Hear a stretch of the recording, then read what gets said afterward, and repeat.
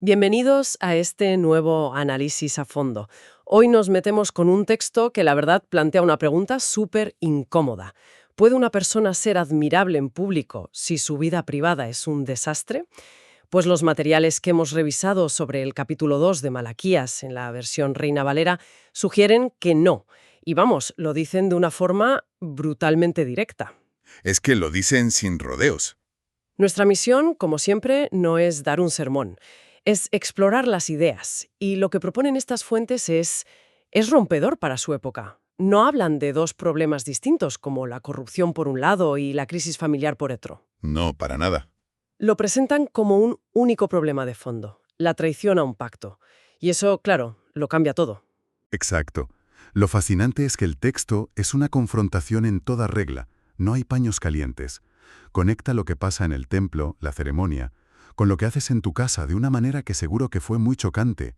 Vamos a ver cómo la corrupción de los líderes y la infidelidad en el hogar se presentan como dos caras de la misma moneda, la moneda de la traición. Pues vamos a ello. El capítulo arranca con una advertencia durísima. Vamos, un misil directo a los líderes espirituales, los sacerdotes. Les recuerda que el pacto original, el pacto con Leví, era un pacto de vida y de paz. Suena idílico, ¿Suena muy bien? ¿Sí? pero evidentemente algo se había torcido. ¿Qué salió mal? Pues a ver, según coinciden varios de los análisis que tenemos, el puente entre Dios y el pueblo, que se suponía que eran ellos, estaba completamente derruido. El fallo era sistémico, y se veía en tres áreas clave. Primero, la actitud. No honraban el nombre de Dios.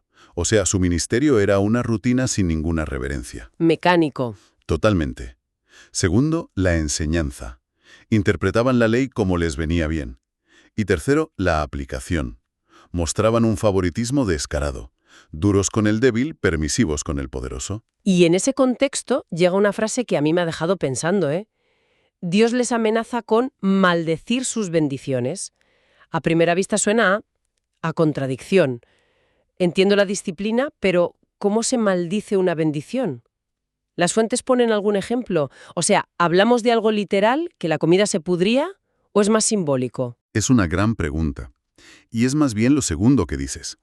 Significa que aquello que ellos veían como una bendición, las ofrendas, su estatus social, se iba a convertir en una fuente de amargura.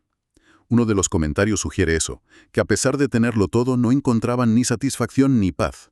Su prosperidad se volvía hueca, Vacía. vacía, sin propósito. El objetivo divino, insisten las fuentes, no era aniquilarlos. Era una llamada de atención, muy severa, eso sí, para que volvieran a la integridad. El texto luego hace algo muy efectivo. Te dibuja el retrato robot del sacerdote ideal. Alguien que teme a Dios, con la verdad en su boca, que camina en integridad, un mensajero de Jehová. Y justo después, claro, te lo compara con la cruda realidad que tenía delante. Es que el contraste es brutal, vamos. En lugar de ser guías que apartaban a la gente del mal, el texto les acusa de lo contrario. Habéis hecho tropezar a muchos. Eran un obstáculo. Eran un obstáculo. Y la consecuencia es lógica y, bueno, terrible. Dios dice que hará que sean viles y bajos ante el pueblo. Les quita la autoridad moral. Y hay una imagen para describir esa humillación que es, de una crudeza que no te esperas en un texto así. Sí. La amenaza de esparcirles en la cara el estiércol de los animales sacrificados. Vaya. Es una imagen bestial. No es solo una reprimenda, es el símbolo del máximo desprecio público. Es como decir, vuestro culto que debería ser sagrado es tan corrupto que lo trato como basura, y os la tiro a la cara para que todo el mundo vea lo que sois. Qué fuerte. Y este principio de que a mayor liderazgo, mayor responsabilidad, no es algo aislado. Uno de los textos que manejamos lo conecta directamente con el Nuevo Testamento, con esa advertencia de Santiago de que los maestros serán juzgados con más rigor. La conclusión es clara.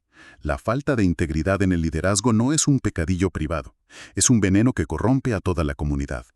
Vale, entonces tenemos un liderazgo espiritual completamente corrupto y humillado. Pero lo que me parece fascinante es que el texto no deja que los demás se alegren. Es como si el profeta se girara y dijera: «Y vosotros, que os quejáis de ellos, no creáis que estáis limpios». Y ahí apunta directamente al corazón de los hogares. Justo. El foco se amplía con una pregunta retórica que es demoledora. ¿No tenemos todos un mismo Padre? ¿No nos ha creado un mismo Dios? Y con esa base lanza la acusación. ¿Por qué, pues, somos desleales cada uno contra su hermano? Pero luego se vuelve mucho más específico. Y aquí llega la parte que, leída con ojos del siglo XXI, puede generar cierta incomodidad. Se condena el matrimonio con la hija de Dios extraño. Para un oído moderno, eso puede sonar intolerante, ¿no? ¿Cómo abordan las fuentes esta tensión? Dejan claro que la crítica es teológica y no étnica. Es una puntualización crucial. Y sí, todos los análisis serios coinciden. No es un tema de raza. Ojo, la hija de Dios extraño no es una mujer extranjera sin más. Se refiere a una mujer que practica la idolatría.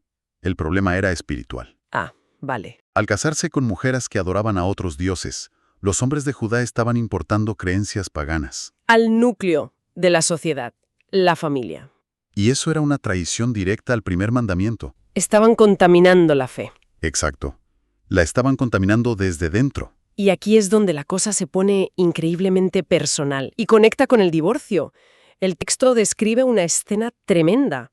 La gente va al templo, llorando, lamentándose, porque sienten que Dios no les escucha. Exacto. Y la respuesta de Dios es de una lógica aplastante. Les viene a decir, lloráis aquí, en mi altar, pidiendo mi favor, cuando sois vosotros los que habéis roto vuestro pacto más sagrado en casa. Dios se posiciona como el testigo del pacto matrimonial, que hicieron con la mujer de su juventud. Esa expresión, la mujer de tu juventud, es potentísima. No dice solo tu esposa. No, Evoca una historia compartida, una lealtad forjada con el tiempo. totalmente. Evoca la imagen de la compañera de vida, la que estuvo desde el principio. Y la acusación es que los hombres la estaban abandonando, probablemente ya mayores, para casarse con mujeres paganas más jóvenes. Por estatus, por riqueza. O por simple capricho, ¿sí? Estaban tratando a sus esposas como un objeto de usar y tirar. Y Dios dice, yo estaba allí, yo fui testigo de esa promesa, y ahora soy testigo de esta traición. Y de ahí a una de las declaraciones más tajantes de todo el libro, en el versículo 16. ¿Sí? Jehová Dios de Israel ha dicho que Él aborrece el repudio, odia el divorcio. Pero las fuentes recalcan algo importante.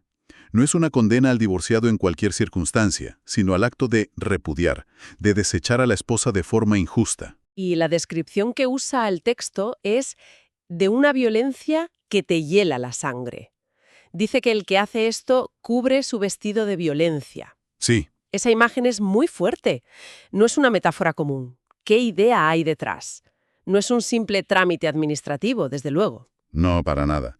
La idea que transmitan los comentarios es que la traición del divorcio no es un acto limpio, es un acto violento que mancha a quien lo comete.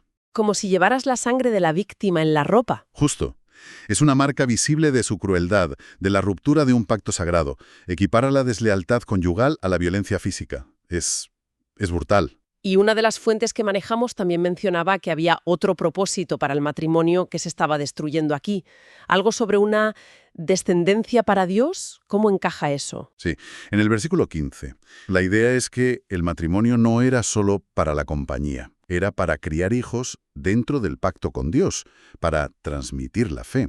Al romper el matrimonio por infidelidad e introducir la idolatría, se cortaba esa cadena. Se estaba creando una descendencia, por así decirlo, para otros dioses. Vaya. Y desde la perspectiva cristiana que aportan algunas fuentes, esto es un eco de la idea de que el matrimonio refleja la fidelidad entre Cristo y la Iglesia. Por eso la infidelidad es una herida tan profunda. Así que tenemos líderes corruptos y familias rotas por la infidelidad. Uno pensaría que la gente estaría arrepentida, o al menos preocupada. Pero el capítulo termina con una nota completamente distinta, ¿verdad? Un cinismo casi desafiante. Es el clímax del capítulo y es desolador. Dios les dice, habéis hecho cansar a Jehová con vuestras palabras. Y la respuesta del pueblo es de una ceguera espiritual absoluta. Preguntan, ¿en qué le hemos cansado? Es que hay que tener cara. Demuestra una falta total de autoconsciencia, como si no tuvieran ni idea de lo que estaban haciendo mal. O peor aún, sí sabían lo que hacían, pero habían invertido los valores para justificarlo. El texto nos da dos ejemplos de las cosas que decían. Por un lado, afirmaban, cualquiera que hace mal agrada a Jehová. Es decir, veían a gente corrupta prosperar y en lugar de pensar, esto es injusto, concluían, pues parece que a Dios le gusta esto. O sea, estaban en cierto modo haciéndole luz de gas a Dios.